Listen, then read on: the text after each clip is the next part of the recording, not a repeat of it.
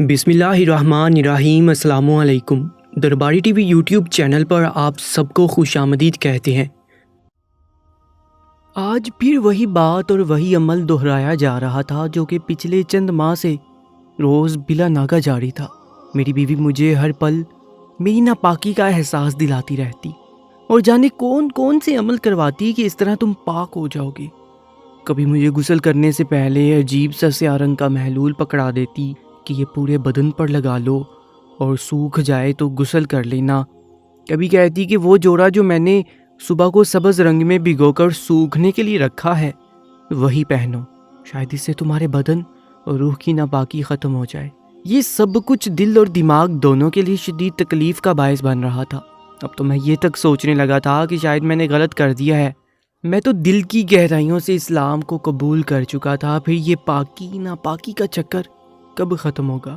مگر میں نے ہار مان لینے کی بجائے مزید لگن سے توبہ استغفار کرنے لگا، اپنی عبادتوں میں شدت لانے لگا۔ مگر بیوی اب بھی یہی کہتی کہ یہ کر لو پاک ہونے کے لیے اور وہ کر لو پاک ہونے کے لیے۔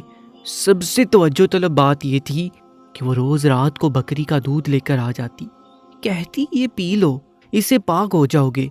اور میں سب کرنے پر مجبور تھا کیونکہ میں نیا ہندو سے مسلمان ہوا تھا اور اسلام کے اصولوں کو ابھی ٹھیک سے نہیں سمجھ پایا تھا۔ میں نے اسلام قبول کر لینے کے بعد سب سے پہلا کام ایک نیک شریف لڑکی سے شادی کرنا ضروری خیال کیا۔ میں نے سوچا مزید اسلام کی معلومات اور تعلیم اسی سے لے لوں گا اور نیک دیندار عورت کا ساتھ ہوگا تو دوبارہ بہک جانا بھی ممکن نہ رہے گا۔ مگر یہ شادی کر لینے کے بعد سے لے کر اب تک میں اسی پاک ناپاک کے چکر میں بری طرح پھنس چکا تھا۔ میری بیوی نماز روزہ کی پابند بہت نیک عورت تھی، ہر وقت کچھ نہ کچھ پڑھتی یا اللہ کا ذکر کرتی پائی جاتی، گھر کے کاموں سے فراغت پا کر نوافل یا قرآن پاک کی تلاوت میں مشغول ہو جاتی۔ مگر میں اب پریشان رہنے لگا تھا کہ میں پکا مسلمان کب تک بن پاؤں گا؟ کیا اسلام میں اتنی سختی ہے؟ کیا اسلام قبول کرنا اتنا مشکل ہے؟ میں اس قدر مشکل میں تھا، دماغ پر دباؤ بڑھنے لگا، مگر میں پیچھے نہیں ہونا چاہتا تھا۔ میں نے سوچا میں تہجد میں خدا سے اس کا قرب مانگ لوں گا، شاید نہیں، یقینی طور پر تب خدا مجھ سے راضی ہو جائے گا اور مجھے اپنے کرم سے نواز دے گا۔ یہ سوچ کر میں رات کو وقت سے بستر پر جا پہنچا اور رات کے 2 بجے کا الارم لگا کر سو گیا۔ مگر ابھی نیند پوری طرح سے حاوی نہ ہوئی تھی کہ بیوی نے جگا دیا کہ یہ بکری کا دودھ تو پی لو۔ یہ پیے بغیر سو گئے تھے۔ میں نے جلدی سے دودھ کو حلق میں انڈیلا اور سو گیا، مگر جب آنکھ کھلی تو میں حیران رہ گیا کہ وقت سے سو گیا تھا، الارم بھی لگایا تھا، پھر کیسے اس طرح سویا رہ گیا؟ میں تو ہمیشہ سے الارم کی آواز پر جاگ جایا کرتا تھا، یہ پہلی بار تھا کہ میں نے الارم کی آواز تک نہ سنی۔ جاگنا تو دور کی بات ہے، میں نے دن بھر پریشانی کے ساتھ استغفر اللہ کا ورد زبان سے رکنے نہ دیا۔ بیوی خود دن بھر ذکر و اذکار کرتی رہتی تھی، سو مجھے بھی تنگی نہ ہوئی۔ پھر رات کو خاموشی سے میں نے الارم لگا دیا اور بکری کا دودھ پی کر سو گیا۔ مگر اگلی صبح پھر وہی دیر سے آنکھ کھلی، اب میرا ماتھا ٹھنکا۔ ضرور کچھ خاص وجہ ہے، کچھ بھی ہو، میں اپنے ارادوں کا پکا انسان تھا، جو ٹھان لیتا وہ کر گزرتا تھا۔ مگر اب دوسری بار ہے نیند میری راہ میں حائل ہے، جبکہ میں اتنا سست اور کاہل کبھی نہ تھا۔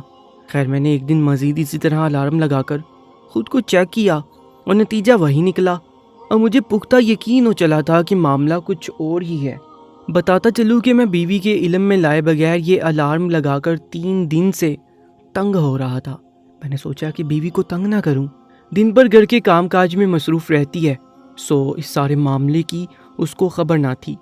میں نے اگلی رات کے لیے تہیہ کیا کہ رات کو بکری کا دودھ نہ پیوں گا۔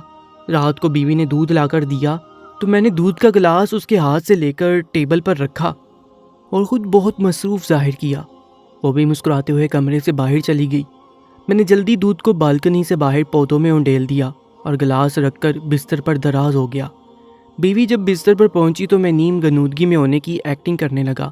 تھوڑی سی دیر کے بعد اس نے میرے کندھے پر ہلکا سا دباؤ ڈالا تو میں بنا حرکت کیے جوں کا تو پڑا رہا۔ اس نے مزید تسلی کے لیے مجھے باقاعدہ کندھے سے پکڑ کر جھنجھوڑ ڈالا اور پھر مطمئن ہو کر بستر سے اتر کر کمرے سے باہر نکل گئی۔ میں کچھ دیر یوں ہی لیٹا رہا اور پھر اٹھ کر بیٹھ گیا اور ارد گرد کا جائزہ لینے لگا۔ مگر کمرے میں اور کمرے کے باہر بھی کوئی موجود نہ تھا۔ پھر میں دبے قدموں باہر کی طرف بڑھنے لگا، مگر کچن میں بھی کوئی نہ تھا۔ اب میں نے سارے گھر میں ہر طرف دیکھا تو گھر کے پچھلے حصے میں بنے کمرے میں مجھے روشنی جلتی محسوس ہوئی۔ میں نے کمرے کے روشن دان سے اندر جھانکا تو دل دھک سے رہ گیا۔ کمرے میں میری بیوی کے ساتھ اندازاً 32-33 سال کے مرد۔ میرا نام احمد ہے، میں دہلی کا رہنے والا تھا، اب یورپ میں سیٹل تھا، کیمیکل انجینئر تھا اور والدین کی اکلوتی اولاد تھا۔ روپیہ پیسہ بے تحاشا تھا، میں مطمئن نہیں تھا، مجھے ہر پل عجب بے چینی لگی رہتی۔ ماں باپ کچھ ہی عرصے میں آگے پیچھے دنیا سے چل بسے، میں دنیا میں تنہا رہ گیا تھا، گھر سے آفس اور آفس سے گھر تک ہی محدود ہو کر رہ گیا تھا۔ تبھی ایک دن اپنی بے چینی مٹانے کو ٹی وی کے سامنے بیٹھ گیا اور بے دھیانی میں چینل بدلتے ہوئے اچانک ایک چینل پر میرے ہاتھ رک گئے۔ وہاں پر جو آواز تھی اس میں بے حد سرور ملا۔ میں نے اس آواز کو بڑی لگن سے سننا شروع کر دیا۔ وہ آواز کسی اور کی نہیں بلکہ امام کعبہ کی تھی، جو حج کے موقع پر خطبہ دے رہے تھے، اللہ کی طرف بلا رہے تھے، اللہ تعالیٰ کے احکام کے بارے میں بتا رہے تھے۔ میں نے وہ سب کچھ سنا اور اس میں دل کا سکون محسوس کیا، مگر پھر میں خود کو ملامت بھی کر رہا تھا، میں کیوں کسی غیر مذہب کے بارے میں اتنا سوچ رہا ہوں؟ اگر میرے گھر والوں کو علم ہوا یا میرے مذہب کے لوگوں کو پتہ چلا تو سب مجھے سولی پر لٹکا دیں گے۔ مگر میں نہ چاہتے ہوئے بھی روز اسلامی چینل دیکھنے لگا۔ میری دلچسپی بڑھتی جا رہی تھی، جو میرے لیے پریشانی کا باعث بھی تھی۔ ایسا کرتے کرتے کچھ ماہ گزر گئے۔ میں نے خود کو اندر سے ٹٹولا تو خود کو اسلام کے قریب پایا۔ پھر میں نے اپنے فارغ وقت میں اسلام کے بارے میں سوچنا، سمجھنا اور مزید گہرائی میں اترنا شروع کر دیا۔ رفتہ رفتہ انہی طور طریقوں کو اپنانا شروع کر دیا۔ مسلمانوں کے علاقے میں جانے لگا، ان سے دوستی کر لی، ان کی عبادات کو بھی خاموشی سے کاپی کرنے لگا۔ اس سب میں 1 سال گزر گیا، مگر اب میرے دل میں بلا کا سکون اتر چکا تھا۔ اب میں نے سعودی عرب میں جاب کے لیے درخواست دے دی، جو کچھ ہی عرصے میں قبول کر لی گئی، اور میں نے سعودی عرب میں جا کر مستقل سکونت اختیار کر لی اور اپنی ساری جائیداد بھی بیچ کر جمع پونجی سعودی عرب کے بینک میں جمع کرا دی اور باقاعدہ ایک مسجد میں جا کر اسلام قبول کر لیا۔ اب میں اکیلا رہ رہا تھا تو امام صاحب نے مجھے میری عمر کے لحاظ سے شادی کر لینے کا مشورہ دیا، جو کہ مجھے بھی کافی پسند بھی آیا، کیونکہ اکیلے رہنے سے برائی کی عادت پڑنا ممکن تھا اور اسلام میں اس کی بالکل گنجائش موجود نہیں ہے۔ میں نے بھی سوچا کہ کسی شریف اور نیک لڑکی جس کا گھرانہ بھی نیک ہو، اس سے شادی کر لوں گا۔ اس طرح قرآن پاک اور نماز وغیرہ بھی میں اسی سے سیکھ لوں گا۔ اسی سلسلے میں نے اپنے اطراف میں موجود گھرانوں پر نظر ڈالی اور ایک لڑکی جو 7 پردوں میں چھپا کر کبھی کبھار گھر سے نکلتی مجھے بہتر انتخاب لگی۔ مجھے لگا مجھے دین سے مزید قریب ہونے کے لیے اس لڑکی کا ساتھ مل جائے تو میری نسلیں سنور جائیں گی۔ میں دعا میں بھی اس لڑکی کو مانگنے لگا اور جلدی میری دعائیں قبول ہوگی۔ میں نے اس کے اور اس کے گھر کے بارے میں معلومات اکٹھا کی تو معلوم ہوا وہ لڑکی اپنی بیوہ پھپھو کے گھر رہتی ہے، جو کہ غریب بھی ہے اور بیمار بھی۔ اتنی عظیم لڑکی تھی وہ، اور یہی وہ لڑکی تھی جس کی مجھے تلاش تھی۔ میں نے اس کے گھر شادی کے لیے پیغام بھیجا اور علاقے کے معزز ترین لوگوں کو درمیان میں ڈالا تو بات بن گئی، اور کچھ ہی عرصے میں وہ لڑکی میری شریک حیات بن کر میرے گھر کو رونق بخشنے پہنچ گئی۔ میں نے شادی کی پہلی رات ہی اسے بتایا کہ میں مزید دین اسلام کو سمجھنا اور سیکھنا چاہتا تھا، اس لیے تم مجھے بہترین انتخاب لگی۔ یہ سن کر میری نئی نویلی دلہن بھی خوش ہوگی۔ وہ بہت پیاری اور پرکشش تھی، مجھے پہلے دن سے ہی اچھی لگنے لگی، مگر اس نے آتے ہی مجھے بہت پیار سے سمجھانا بجھانا اور تمام معاملات سے آگاہ کرنا شروع کر دیا تھا۔ میرا بہت اچھی بیوی ثابت ہوئی، میں بہت خوش تھا، مگر رفتہ رفتہ اس نے مجھے دماغی مریض بنانے میں کوئی کسر نہ چھوڑی۔ میں جو کتابیں پڑھتا رہا وہ سب شاید ٹھیک نہیں تھی کہ میں اچھے سے اسلام کو سمجھ ہی نہیں پایا، مگر اب میری بیوی نے میرا جینا حرام کر رکھا تھا۔ ہر وقت اپنی نیکیاں گنواتی رہتی اور مجھے ناپاک ہونے کا طعنہ دیتی رہتی اور الٹے سیدھے کام کروا کر مجھے پاک ہونے کا کہتی۔ جب شک ہوا تو پہلی فرصت میں اس کی کوشش ناکام کر کے اس کے اصل تک پہنچنا چاہا، مگر میں جو جانے کیا سوچ رہا تھا، جب حقیقت پتہ چلی تو وہ اتنی بھیانک تھی کہ میری روح تک کانپ گئی۔ میں اتنا پریشان ہوا کہ خاموشی سے پلٹ کر کمرے میں آ گیا اور بیٹھ کر سوچنے لگا کہ ایسے دوگلے مسلمان بھی ہوتے ہیں اس دنیا میں، اور اگر ہوتے ہی ہیں تو میرے ساتھ ہی ایسا کیوں ہوا کہ میرا واسطہ ایسے لوگوں سے پڑ گیا۔ میں بری طرح روتے ہوئے اپنے رب سے شکوہ کر بیٹھا تھا۔ تبھی 2 بجے تو میں نے توبہ استغفار کرتے ہوئے جلدی سے وضو کیا اور جائے نماز بچھا لی. بہت لگن سے جتنی نماز سیکھی تھی اس کے مطابق نوافل پڑھتا رہا. رو رو کر اپنے رب سے خیر مانگنے لگا اور جب دل کافی ہلکا ہوا تو میں سکون سے بستر پر پہنچ گیا. میں نے ہر بات کو اللہ پر چھوڑ کر خود کو حالات کے دائرے پر چھوڑ دیا. اگلے ہی روز مجھے آفس جا کر معلوم ہوا کہ میرا 3 ماہ کے لیے جدہ کے پروگرام کی لسٹ میں نام شامل کر لیا گیا ہے اور اب اسی سلسلے میں 1 ہفتے کے اندر اندر مجھے وہاں کے لیے نکلنا ہے. میں اس کو اللہ تعالیٰ کی طرف سے مدد سمجھ کر خاموشی سے تیاری کر کے 4 دن بعد ہی گھر سے نکل کھڑا ہوا اور جاتے ہوئے سرسری سے انداز میں اس نام نہاد بیوی کو اپنے پروگرام سے آگاہ کیا. وہاں پہنچا تو میری قسمت اچھی تھی کہ واقعی وہاں ایک کولیگ ایسا مل گیا جو باعمل مسلمان تھا. میں نے اسی کے ساتھ اس کے کمرے میں رہنے کی درخواست کی تو وہ بھی منظور ہوگی اور دونوں دن ایک سکھ اور ایک عیسائی کے ساتھ رہنے کے بعد میں 2 لوگوں کے کمرے میں اس بندے کے پاس جا پہنچا جس کا نام عبداللہ تھا. اس کے کمرے میں بھی ایک بے دین نوجوان تھا. سو ہم دونوں کا کام آسان ہوا اور ہم ایک ہی کمرے میں اکٹھے ہو گئے. وہاں پر عبداللہ بھائی نے کھانا پینے اٹھنے بیٹھنے کی عبادت کے تمام اصول مجھے رفتہ رفتہ سمجھانے شروع کر دیے. اس طرح میں اسلام کے تمام اصولوں کو اچھے سے سمجھنے لگا تو مجھے علم ہوا کہ ناپاکی جیسا کچھ تھا ہی نہیں، جس کی مد میں نہ جانے میری بیوی مجھ سے کیا کچھ کرواتی رہی تھی اور کیوں کرواتی رہی تھی. عبداللہ بھائی کے سامنے میں ایک بار پھر ایسے لوگوں سے واسطہ پڑھنے کا شکوہ کر بیٹھا تو انہوں نے مجھے بتایا کہ یہ میرے اللہ کی طرف سے آزمائش لکھ دی گئی تھی. اسلام میں آنے کے لیے بہت سی سختیاں اور آزمائشیں برداشت کرنی پڑتی ہیں. بس کلمہ پڑھ کر ہی انسان ایک دم پاک ہو جاتا ہے، جیسے کوئی بچہ اپنی ماں کے پیٹ سے نکلا ہو. یہ سن کر میں بڑا خوش ہوا اور بے شک اللہ اپنے پیاروں کو ہی آزماتا ہے. میں یہ سن کر خوش بھی ہوا اور مطمئن بھی کہ چلو میں پاک ہی نہیں بلکہ اپنے رب کا پیارا بھی ہوں. اور مجھے کیا چاہیے، میں نے جدہ میں 3 مہینے مکمل کیے اور واپس لوٹ آیا اور اس عہد کے ساتھ قریب کی مسجد کے امام صاحب سے باقاعدگی سے ملتا رہوں گا اور ہر چھوٹے بڑے معاملے میں ان کی رائے بھی لیتا رہوں گا. اور ساتھ ہی یہ بھی عہد کیا کہ بیوی کے بارے میں بھی مزید تحقیق کروں گا کہ ہو سکتا ہے کہ جیسا میں سوچ رہا تھا ویسا کچھ نہ ہو. اس لیے میں معمول کے مطابق ہی رہنے لگا اور بیوی کو کچھ بھی ظاہر نہ ہونے دیا کہ میں اس کے بارے میں کچھ جانتا ہوں. ان دنوں دفتر میں کام زیادہ تھا. میں میرب سے کچھ عرصے کے لیے غافل ہو گیا اور وہ بھی بڑی خوش تھی کہ سب کچھ ٹھیک ہے، لیکن وہ نہ جانتی تھی کہ یہ شاید اس کی ڈھیل تھی. مگر وہ سدھرنا چاہتی تو ہی اپنی حرکتوں سے باز آتی نا. اس کے نصیب میں ہی نہ تھا سدھرنے اور شرمندگی اور ضلالت سے بچنا. سو 1.5 ماہ بعد میں فارغ ہوا اور پھر سے اپنی بیوی کی جاسوسی کرنے لگا. اس دوران کیا کچھ ایسا نہ تھا جو مجھے اندر تک ہلا دینے کے لیے کافی تھا. میری بیوی کے ساتھ جو 2 مرد تھے ان میں سے ایک اس کا سگا بھائی اور دوسرا اس کا چچا زاد بھائی تھا. وہ دونوں میری بیوی بہت بڑے جادوگر بننا چاہتے تھے. اس مد میں انہیں پیسہ محفوظ اور مستقل ٹھکانہ وغیرہ چاہیے تھا اور اس کے علاوہ کبھی کبھی اپنے کام کو عملی طور پر اپنانے کے لیے میرے جیسا کاٹ کا الو بھی درکار تھا جو خود بھی کچھ نہ پوچھے بتائے اور اس کا دوسرا کوئی دوست احباب میں سے بھی ایسا نہ ہو جو اس کے بارے میں کچھ پوچھے اور وہ مجھے پاکی ناپاکی کے چکر میں الجھا کر بے وقوف بناتے رہے. مگر شکر بر وقت مجھے عقل آ گئی تھی. میں اتنی تلخ حقیقت جان کر بے حد افسردہ ہو گیا تھا. تب میں نے جادو وغیرہ کے بارے میں مزید معلومات اکٹھی کی تو معلوم ہوا کہ جادو کے ذریعے تو بہت کچھ ہو سکتا ہے. مثلا کسی کے اندرونی یا بیرونی اعضاء کو بنا چھوئے لاکھوں میل کی دوری سے بھی چھیڑ چھاڑ کا نشانہ بنایا جا سکتا ہے. پورے بندے کو جادو کی مدد سے اس کی اپنی جگہ سے غائب کر کے آپ اپنی من چاہی جگہ پر بھی پہنچا سکتے ہیں. انسان سے اس کو کسی اور روپ میں بھی ڈالا جا سکتا ہے، جیسے کہ کسی کو بھیڑ بکری بنا دیا جائے یا ہرن جیسا کچھ. حتیٰ کہ انسان کو مکھی بنا کر دیوار پر بھی چپکایا جا سکتا ہے وغیرہ وغیرہ.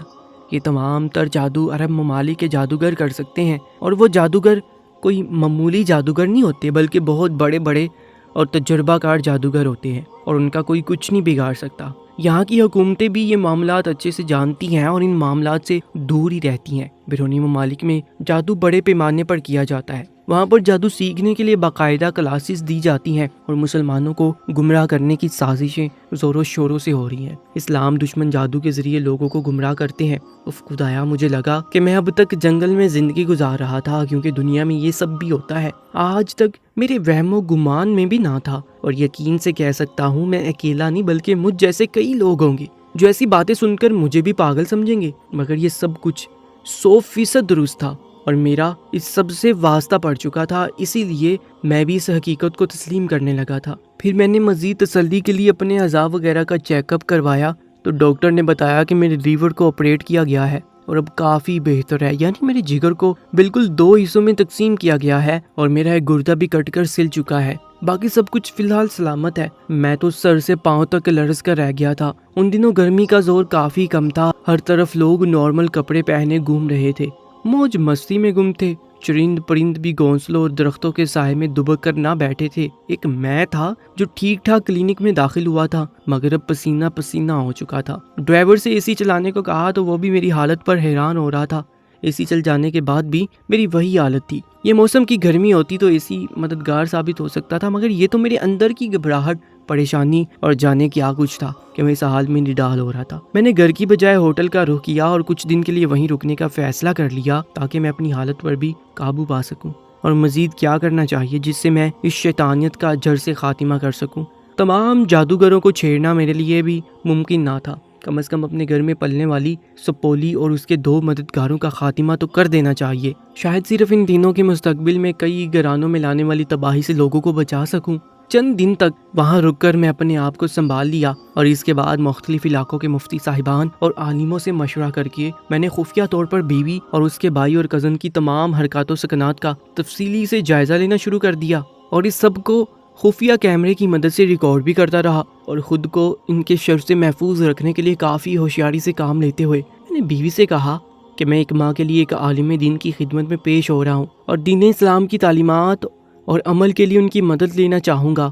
یہ کہتے ہوئے میں نے بیوی کے چہرے پر پریشانی دیکھی مگر اس نے کمال مہارت سے فوراً ہی خود پر قابو پا لیا اور تھوڑی سی پس و پیش کے بعد مجھے ہنستے ہوئے جانے کی اجازت دے دی اور ساتھ میں بڑے دلار سے یہ بھی کہہ دیا کہ چلیں ٹھیک ہے، اس بار تو آپ جا سکتے ہیں مگر اس 1 ماہ کے بعد میں دوبارہ کبھی آپ کو گھر سے جانے کی اجازت نہیں دوں گی۔ میں دیکھ رہی ہوں آپ زیادہ تر گھر سے باہر رہنا پسند کرنے لگے ہیں۔ میں نے اسے بڑی مشکل سے یہ کہہ کر مطمئن کیا کہ نہیں، ایسا کچھ نہیں ہے، بس دین اسلام کی تعلیمات کے لیے میں جانا چاہ رہا ہوں، اگر تم کہو تو میں کچھ عرصہ بعد چلا جاؤں گا۔ اسے مطمئن کرنے کو میں یہ سب کہہ تو بیٹھا تھا مگر اندر ہی اندر پریشان بھی ہو رہا تھا کہ اگر اس نے منع کر دیا میں کیا کروں گا، مگر خدا کا لاکھ لاکھ شکر ہے کہ اس نے مجھے اس وارننگ کے ساتھ جانے دیا کہ یہ بالکل آخری بار ہے، اس کے بعد میں دوبارہ اس قسم کی امید بھی نہ رکھوں تو بہتر ہوگا۔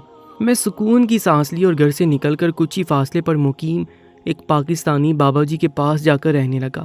ان بزرگ کا تذکرہ ایک عالم دین مولانا فضل صاحب نے کیا اور تجویز دی کہ میں ان بزرگ سے سارا معاملہ کہہ کر مدد کی درخواست کروں۔